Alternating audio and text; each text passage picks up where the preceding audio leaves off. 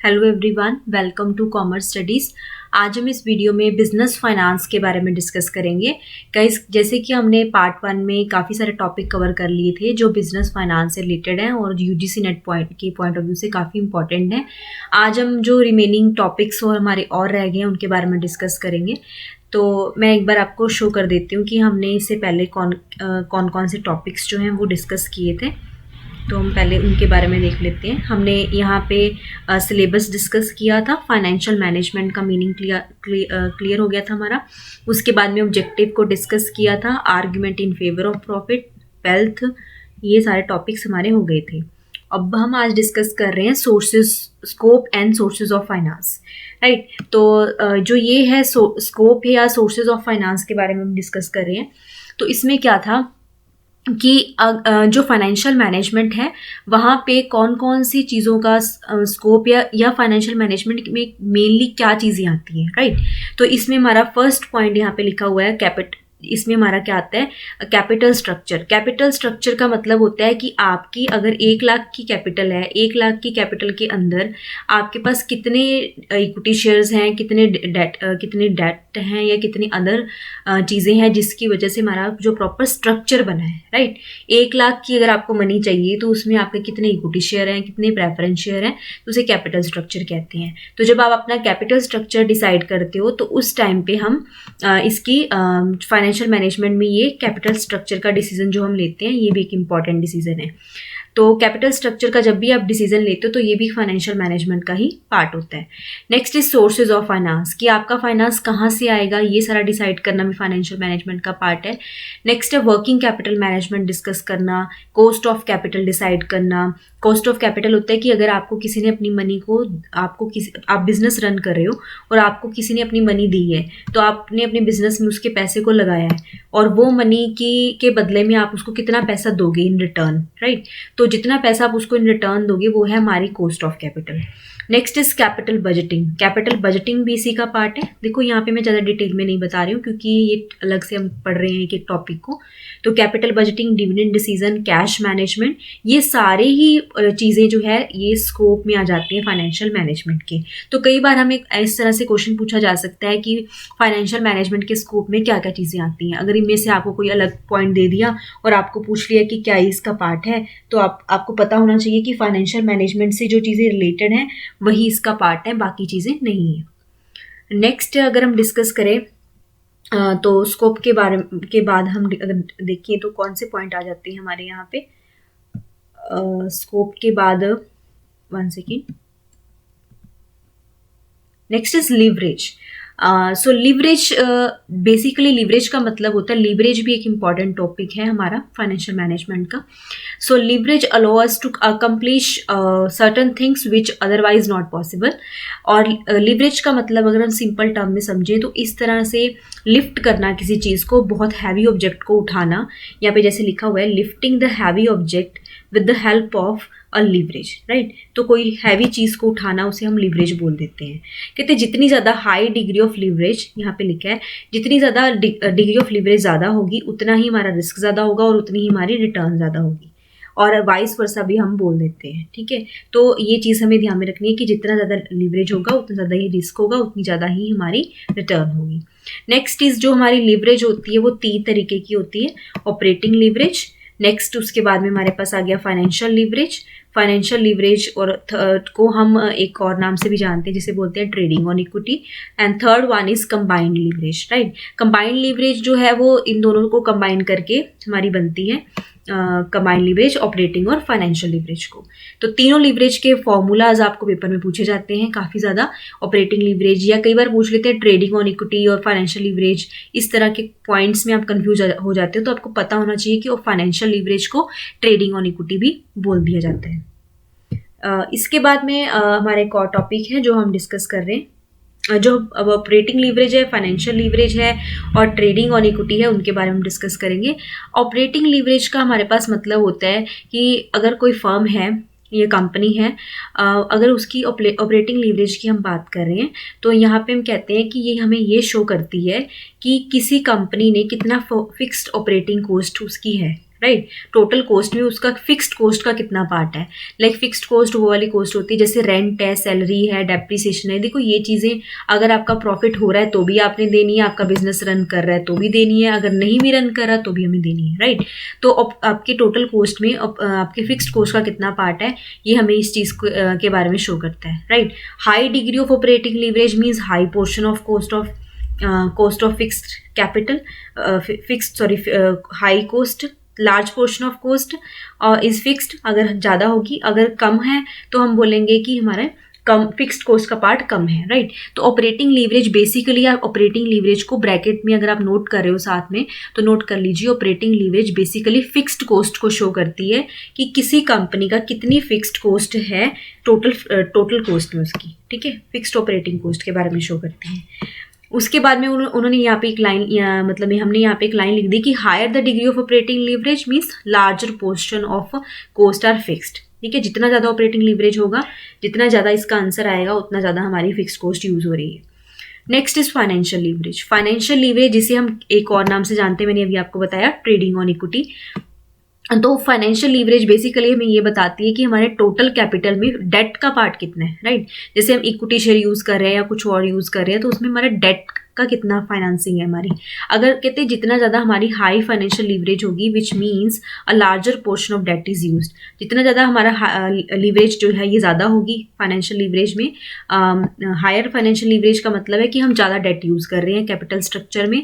मतलब अगर आपकी 10 लाख की कैपिटल है तो उसमें आप डेट का पोर्शन 5, 6, 7 ज़्यादा यूज़ कर रहे हो, 6 लाख 5 लाख इस तरह से आप यूज़ कर रहे हो। और अगर आपकी फाइनेंशियल लीवरेज कम है, इट मीन्स आपका डेट का पार्ट कम यूज़ कर रहे हो, राइट। तो कहते हैं फाइनेंशियल लीवरेज है अगर बहुत ज़्यादा भी नहीं होनी चाहिए कि कहीं ऐसा भी ना हो कि हम उस डेट को कवर ही ना कर पाए, ठीक है। तो एक ऑप्टिमल लेवल जो है वो होना चाहिए। Next is combined leverage. लेकिन हमारा जो हाई फाइनेंशियल लीवरेज है, इसका मतलब है डेट जो हम ज़्यादा यूज़ कर रहे हैं। इसमें यहाँ पे आपको जो चीज़ नोट करने वाली है मैं आपको बता देती हूँ। एक तो आप ये लाइन नोट कर लीजिए कि जितनी ज़्यादा फाइनेंशियल लीवरेज होगी उतना ही ज़्यादा हमारा पोर्शन ऑफ डेट होगा, राइट। यहाँ पे लिखा हुआ है पोर्शन ऑफ डेट उतना ही ज़्यादा हाई होगा, और जितनी ज़्यादा उतनी ज़्यादा ही हमारी रिटर्न होगी, ठीक है। बट बहुत एक्सेस में भी नहीं होना चाहिए कि हम उस डेट को कवर ही ना कर पाए। नेक्स्ट वन इज, अब देखो इतना समझ आ गया आपको कि ऑपरेटिंग लीवरेज जो है वो फिक्स कॉस्ट से डील करती है और फाइनेंशियल लीवरेज हमारी डेट से डील करती है। तो अगर आप इतनी चीज़ें को भी याद रख लोगे तो पेपर में कई बार ऑप्शंस में डेट दिख जाता है, उसको पढ़ के हमें याद आ जाता है कि हाँ इसमें ये था। Next is combined leverage. Combined leverage दोनों का कॉम्बिनेशन है। जब हम ऑपरेटिंग लीवरेज और फाइनेंशियल लीवरेज दोनों की बात करते हैं तो ये चीज़ हमारी यहाँ पे आ जाती है, राइट। तो जब आप नोट्स बना रहे हो तो इन चीज़ों को इस तरीके से, जैसे मैंने आपको बोला, नोट कर लीजिए। और अब हम एक बार उनको फॉर्मूला को देख लेते हैं। जैसे ऑपरेटिंग लीवरेज का फॉर्मूला क्या होता है, contribution divided by EBIT। EBIT का यहाँ पे मतलब है earning before interest and taxes, right. देखो कंट्रीब्यूशन क्या होता है, कंट्रीब्यूशन होता है कि जब हम सेल में से वेरिएबल कॉस्ट को माइनस कर देते हैं तो हमारा कंट्रीब्यूशन बन जाता है। मैं रिपीट कर देती हूँ, जब हमारे पास सेल, मान लो आपकी सेल 100 रुपीज़ है, उसमें से वेरिएबल कॉस्ट जो है आपकी 20 है, तो 80 आपका कंट्रीब्यूशन हो गया, ठीक है।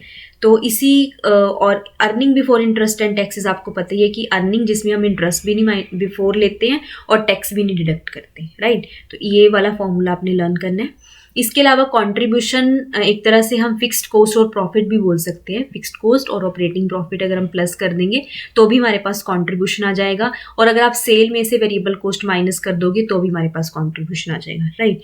आप खुद इमेजिन कर सोच के देखिए कि अगर 100 रुपीज़ की सेल हो रही है, उसमें से वेरिएबल कॉस्ट है हमारी 20 रुपीज़, तो 80 रुपीज़ बच गए। तो वो 80 रुपीज़ एक्चुअल में है क्या, 80 रुपीज़ यही हुआ ना, एक तो उसमें फिक्स्ड कॉस्ट होगी और एक हमारा प्रॉफिट होगा। हमारी फिक्स्ड कॉस्ट, हमारी वेरिएबल कॉस्ट प्लस प्रॉफिट मिला के हमारी सेल बनती है, राइट। तो हमारी ये इस तरीके से आप फॉर्मूला को लर्न कर लेना। Next is financial leverage. Financial leverage calculate करने का फॉर्मूला यहाँ पे लिखा हुआ है EBIT divided by EBT, right. तो earning before interest and taxes divided by earning before tax, right. नीचे जो हम लिख रहे हैं वहाँ पे हम टैक्स इंटरेस्ट को हम माइनस कर रहे हैं, लेकिन ऊपर हम इंटरेस्ट को इंक्लूड करके चल रहे हैं, तो आपको ये लर्न करना पड़ेगा। Next is combined leverage. देखो अगर आप कंबाइंड लीवरेज का, मैंने आपको पहले ही बता दिया कि इन दोनों का कॉम्बिनेशन होता है, और अगर आप इस वाले फॉर्मूला को और जो ऊपर हमने यहाँ पे लिखा हुआ है कॉन्ट्रीब्यूशन और EBIT दोनों को मल्टीप्लाई करके लिखोगे तो EBIT कब कट हो जाएगा और हमारे पास क्या बच जाएगा, contribution divided by EBT, right. अगर आप इस तरीके से करके देखोगे तो आपको समझ आ जाएगा, कॉन्ट्रीब्यूशन और EBIT और मल्टीप्लाई बाय EBIT, और इस तरह से करोगे तो हमारे पास EBIT कट हो गया तो कॉन्ट्रीब्यूशन डिवाइड बाय EBIT हमारे पास कंबाइंड लीवरेज का फॉर्मूला है। इसके अलावा अगर आप ऑपरेटिंग लीवरेज और फाइनेंशियल लीवरेज का मल्टीप्लाई भी कर देते हो तो भी हमारे पास कंबाइंड लीवरेज आ जाती है, क्योंकि दोनों की मल्टीप्लिकेशन ही होती है। इसके अलावा इसका फॉर्मूला हम यहाँ पे एक और भी आपको सारे फॉर्मूला लर्न करने पड़ेंगे कि percentage change in EPS divided by percentage change in sale, right. इस तरह से जिस तरह का डाटा हमारे पास अवेलेबल होता है उस तरीके से हम इसको सॉल्व कर लेते हैं। आई होप आपको तीनों चीज़ें क्लियर होगी कि ऑपरेटिंग लीवरेज, फाइनेंशियल लीवरेज और कंबाइंड लीवरेज बहुत इंपॉर्टेंट है। लीवरेज का बेसिक मीनिंग क्या होता है कि किसी चीज़ को फोर्स करके उठाना, राइट। तो operating leverage basically fixed cost से डील करती है। फाइनेंशियल लीवरेज जो है हमारी बेसिकली हमारी डेट से डील करती है कि डेट कितना होगा, और कंबाइंड तीनों से। नेक्स्ट इज ये तो हमारा लीवरेज का थोड़ा सा टॉपिक था। नेक्स्ट हमारा जो टॉपिक बहुत इंपॉर्टेंट है, काफ़ी बार ये क्वेश्चन पेपर में फॉर्मूला पूछा जाता है, तो मैं मिक्सचर करके पढ़ा रही हूँ आपको। कैपिटल एसेट प्राइसिंग मॉडल, आप अपनी नोटबुक पे CAPM की फुल फॉर्म लिख लीजिए। कई बार CAPM की फुल फॉर्म भी जो आपके पूछी जाती है आपको, तो आप इस तरीके से उसको भी नोट कर लो, राइट। तो फॉर्मूला क्या है इसका, RE expected return on equity, और उसके अलावा एक्सपेक्टेड रिटर्न ऑन इक्विटी के अलावा हमारे यहाँ पे हमने लिखा है ये वाला फॉर्मूला बहुत ही ज़्यादा इंपॉर्टेंट है, राइट। तो वेरी इंपॉर्टेंट, इसको लिख लीजिए। RE का मतलब होता है यहाँ पे expected return on equity, RF का मतलब होता है risk free rate of return, plus B होता है बीटा वैल्यू, और नेक्स्ट इज RM। अभी RM रिस्क, मार्केट रिस्क जो होता है, और जो हमारा risk free rate of return है। तो इसको हमने ये फॉर्मूला आपने लर्न कर लेना। कई बार आपको इनकी वैल्यूज दी होती है और आपको इसमें से में पुट करके आंसर निकालना होता है, राइट। तो इसमें आपको कई बार ये भी पूछ लेते हैं कि जितनी ज़्यादा बीटा वैल्यू होगी उतनी ज़्यादा हमारे इसका आंसर जो है वो आएगा। तो बीटा वैल्यू जो है वो बहुत ज़्यादा इंपॉर्टेंट रोल प्ले करती है यहाँ पे, राइट। ये होती है बीटा वैल्यू, राइट। तो ये ज़्यादा इंपॉर्टेंट रोल प्ले करती है। ये क्या मेजर करती है, कई बार ये भी पूछ लेते हैं। It measure stocks volatility relevant to the relative to the market, ठीक है। तो ये मतलब काफ़ी ज़्यादा इंपॉर्टेंट है, रिलेटेड टू द मार्केट। तो ये बीटा वैल्यू और ये फॉर्मूला आपको याद होना चाहिए, right. Risk free rate of return plus beta value into RM minus RF, ठीक है। कैपिटल एसेट प्राइसिंग मॉडल इसे बोलते हैं। इसके अलावा आप एक बार और चेक कर लेना, अगर इसके आपको ईयर वगैरह कुछ और मिलता है तो आप उसको भी एडिशन कर सकते हो, कई बार उन पे भी क्वेश्चन पूछ लेते हैं, लेकिन ये फॉर्मूला काफ़ी इंपॉर्टेंट है। नेक्स्ट उसके बाद हमने डिस्कस करना है टॉपिक डिविडेंड पॉलिसी। देखो ये कुछ टॉपिक अभी तक हमने किए, स्कोप क्या है, लिवरेज क्या होता है, 3 तरह की लिवरेज होती है, और अभी ये टॉपिक्स हमारे हो चुके हैं। Next is dividend policy. देखो डिविडेंड पॉलिसी से 100% क्वेश्चन आता है, ये बहुत ही ज़्यादा इंपॉर्टेंट है डिविडेंड की थ्योरीज। मैंने यहाँ पे कुछ टॉपिक कवर किए हैं और इसके जो प्रैक्टिकल सॉल्व करते हैं जिस तरह से हम, वो मैंने एक अनदर वीडियो बनाई हुई है, उस पर बहुत डिटेल में उसको सॉल्व करके बताया हुआ है। आप उन वीडियो का मैं लिंक इसी में PDF में मैंने आपको प्रोवाइड कर दूंगी, मैं आप वहाँ से आप चेक कर लेना, राइट। तो डिविडेंड पॉलिसी बेसिकली मैंने यहाँ पे लिखा है कि हमारी डिविडेंड पॉलिसी किसी भी कंपनी की, बेसिकली पहले हम पढ़ते हैं कि डिविडेंड होता क्या है। डिविडेंड का मतलब होता है कि जैसे आपकी कंपनी में 100 रुपीज़ का प्रॉफिट हुआ तो उसमें से आपने अपने जो शेयर होल्डर हैं उनको कितने रुपए दे दिए और कितने रुपए वापस बिजनेस में लगा लिए, राइट। तो जितने जैसे 100 में से आपने 100 रुपये में से आपने 70 रुपीज़ तो आपने डिविडेंड दे दिया, और जो 30 रुपये आपके पास बचे वो आपने वापस अपने बिजनेस में ही लगा लिए, राइट। 30 रुपये जो आपके पास बच गए वो आपने वापस बिजनेस में लगा लिए। तो 30 रुपये को हम रिटेन अर्निंग बोलेंगे, और जो अपने 70 रुपये डिस्ट्रीब्यूट कर दिया उसे हम डिविडेंड बोलेंगे। हो गया क्लियर। तो हमारा यहाँ पे क्या है, सबसे पहले है स्टेबल डिविडेंड पॉलिसी। कोई कंपनी इन तरह की डिविडेंड पॉलिसी किसी के पास हो सकती है। सबसे पहले हम पढ़ रहे हैं स्टेबल डिविडेंड पॉलिसी। अब स्टेबल डिविडेंड पॉलिसी क्या है कि जिसमें this policy aim to maintain a consistent dividend payout, ठीक है। कंसिस्टेंट होता है डिविडेंड पे आउट हम रिगार्डलेस ऑफ अर्निंग। हमारी कितनी अर्निंग हो रही है ये हम इसमें फिक्स नहीं करते, अर्निंग जितनी मर्जी हो, लेकिन हम एक स्टेबल डिविडेंड पॉलिसी रख लेते हैं कि हाँ इतना डिविडेंड हमने देना ही देना है। नेक्स्ट इज कांस्टेंट पे आउट रेशियो। अब हम कई बार पे आउट कांस्टेंट कर देते हैं कि मैंने 80% अपने अर्निंग का डिस्ट्रीब्यूट करना है, 70% डिस्ट्रीब्यूट करना है, तो उसे बोलते हैं पे आउट कांस्टेंट रख लेना, right. Next is residual dividend policy. Residual जैसे नेम से ही क्लियर हो रहा है कि आप क्या करते हो, आप जितनी आपकी अर्निंग हो रही है उसमें से आप फिक्स कर लेते हो कि जैसे हमने सारे खर्चे निकालने के बाद जितने पैसे बच गए, राइट, जितना आपके पास मनी रह गई है वो आप सारी की सारी क्या करोगे, डिविडेंड दे दोगे। इसके अलावा कोई और डिविडेंड पॉलिसी भी हो सकती है अदर डिविडेंड पॉलिसी में। तो स्टेबल कांस्टेंट पे out ratio, residual dividend policy और अदर पॉलिसी। मैं अभी आपको यहाँ पे क्वेश्चन पूछती हूँ कि कौन सी ऐसी पॉलिसी होती है जहाँ पे पे आउट परसेंटेज फिक्स्ड होता है, तो वो कौन सी होगी, कांस्टेंट पे आउट रेशो। ठीक है, आई होप आपको समझ आ गया यहाँ तक।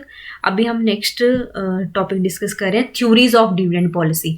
दो तरीके की थ्योरी होती है हमारे पास, एक तो होती है इररेलेवेंट अप्रोच, एक होता है रेलिवेंट अप्रोच।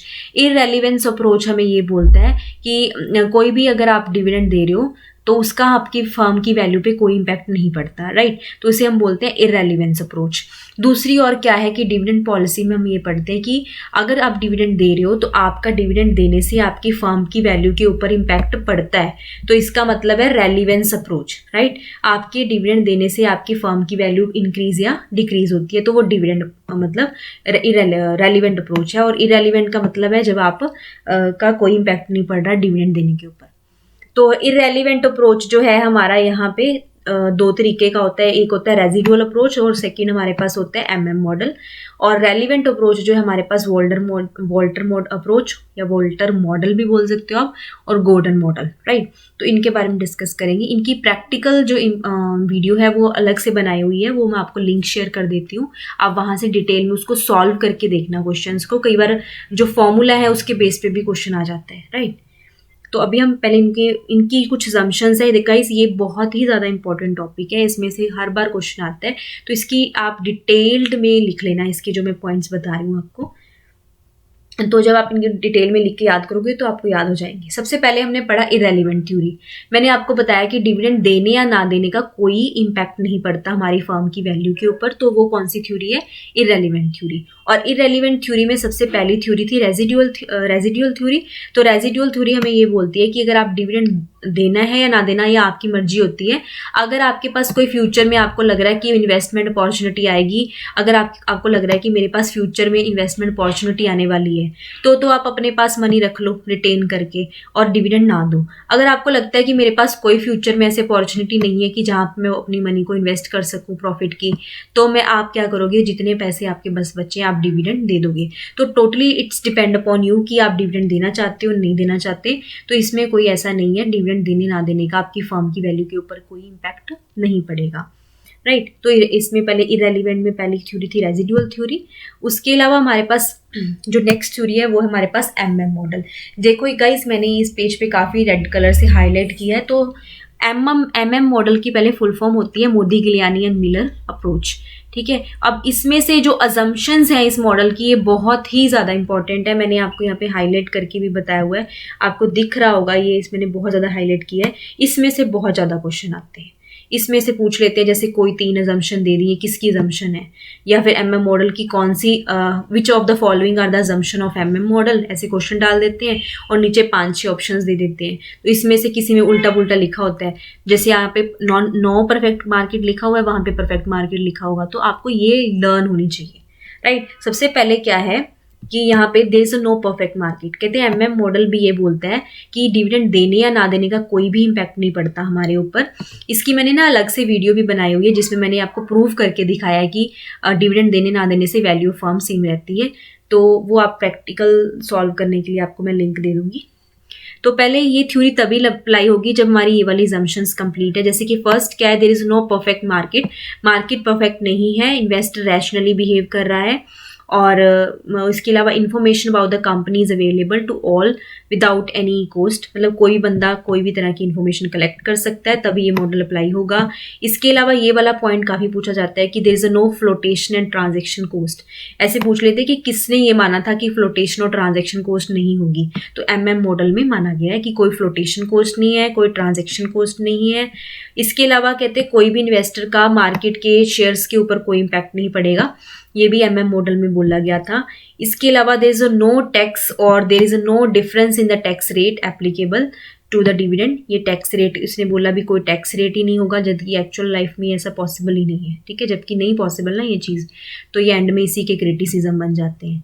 नेक्स्ट है no rigid investment policy and no risk and uncertainty. देखो MM मॉडल तभी अप्लाई होगा जब ये वाली एजम्पशंस कंप्लीट होगी, तो एक्चुअल में ये चीज़ पॉसिबल नहीं होती।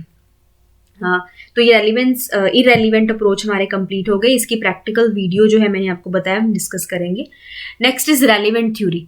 रेलिवेंट थ्योरी में 2 मॉडल आते हैं, वॉल्टर मॉडल और गॉर्डन मॉडल। वॉल्टर मॉडल में ने 2 चीज़ों के बारे में बात की, गाइज आप इनको नोट कर लेना, वेरी वेरी इंपॉर्टेंट टॉपिक है ये।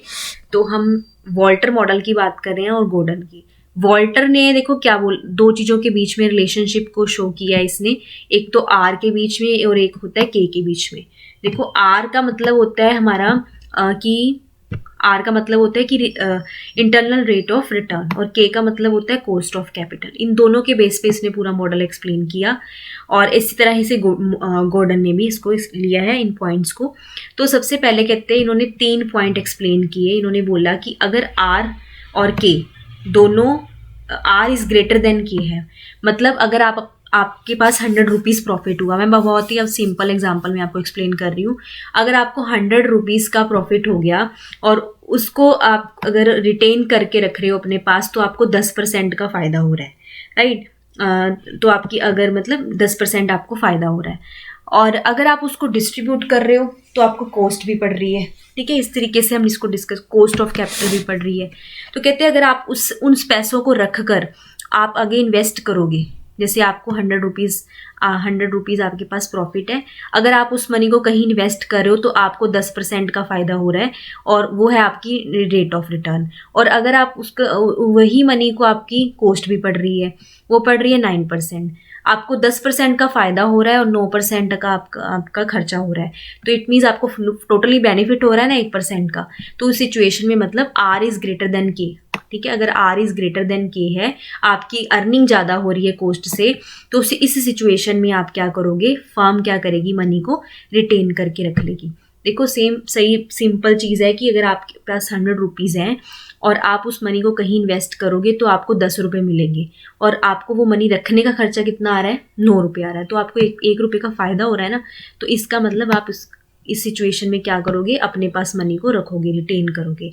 सिमिलरली अगर R is less than K है, R is less than K, R की वैल्यू K से कम है, तो इस सिचुएशन में हम क्या करेंगे, फर्म डिस्ट्रीब्यूट कर देगी अमाउंट एज अ डिविडेंड, ठीक है।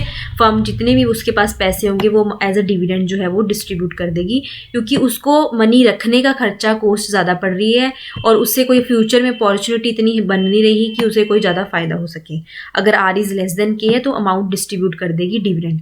देखो आपने क्या नोट करना है, सिर्फ इतना पॉइंट नोट करना है कि R is greater than K, then the firm will retain the earning. If R is less than K, then firm will distribute the earning. If R is equal to K, तो ये firm पे depend करता है, अगर अपने पास money को रखना चाहती है तो रख सकती है, अदरवाइज नहीं। तो ये बहुत ही इंपॉर्टेंट तीनों चीज़ें आपको ये पूछी जाती हैं, मैच द कॉलम में क्वेश्चन आता है, ठीक है। तो ये इंपॉर्टेंट है।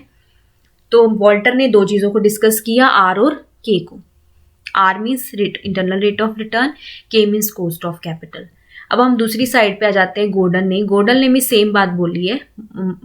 मेरॉन गॉर्डन है, इसने भी सेम ही चीज़ बताई है R और K के केस में, कि R is greater than K है। ये चीज़ आपको यहाँ पे लर्न करने वाली है कि if R is greater than K it means growth firm है वो, अगर R is less than K है तो इट मीन्स वो फर्म कौन सी मानी जाएगी, डिक्लाइनिंग फर्म मानी जाएगी, और R is equal to K है तो वो इंडिफरेंट होगी और नॉर्मल फर्म मानी जाएगी, राइट। तो ये चीज़ पढ़ने वाली है। और गॉर्डन ने भी सेम बात बोली है कि अगर R is greater than K है तो इसका मतलब है फर्म का प्राइस पर शेयर इंक्रीज हो रहा है, dividend pay out ratio decrease होने के साथ में, तो हमें क्या करना चाहिए, मनी को रिटेन करना चाहिए, राइट। तो ये आपको तीनों पॉइंट लर्न करने पड़ेंगे। Next, if R is less than K, then in this case firm is declining, and in this case firm should distribute 100% amount as a dividend.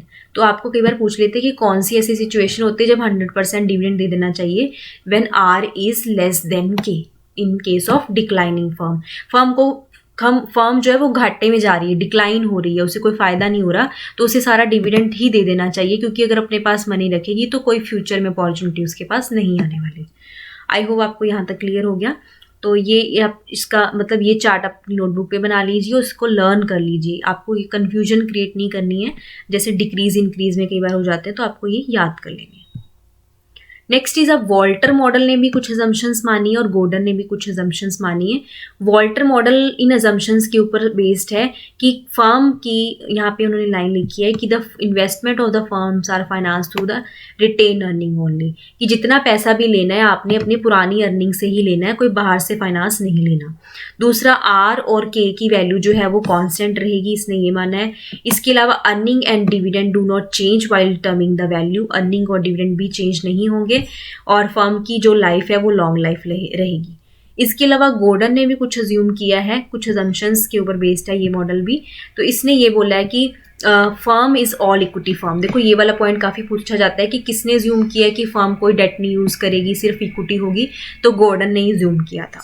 और गॉर्डन का थ्योरी का एक और नाम भी है birds in the hand theory. Birds in the hand theory किसके बोलते हैं? ये गॉर्डन मॉडल को। एक बार रिपीट कर लीजिए आप मेरे साथ, birds in the hand theory is also known, Gordon model is also known as birds in the hand theory. No external financing, इसने भी ये बात बोली कि बाहर से कोई पैसा नहीं लेना और सारे इक्विटी शेयर लेने हैं। R is constant and retention ratio b once decided, and ये भी कॉन्स्टेंट रहेगी। बी आर का मतलब होता है ग्रोथ रेट भी कॉन्स्टेंट रहेगी। ये पॉइंट इसमें लर्न करने वाला है कि k is greater than b r, right.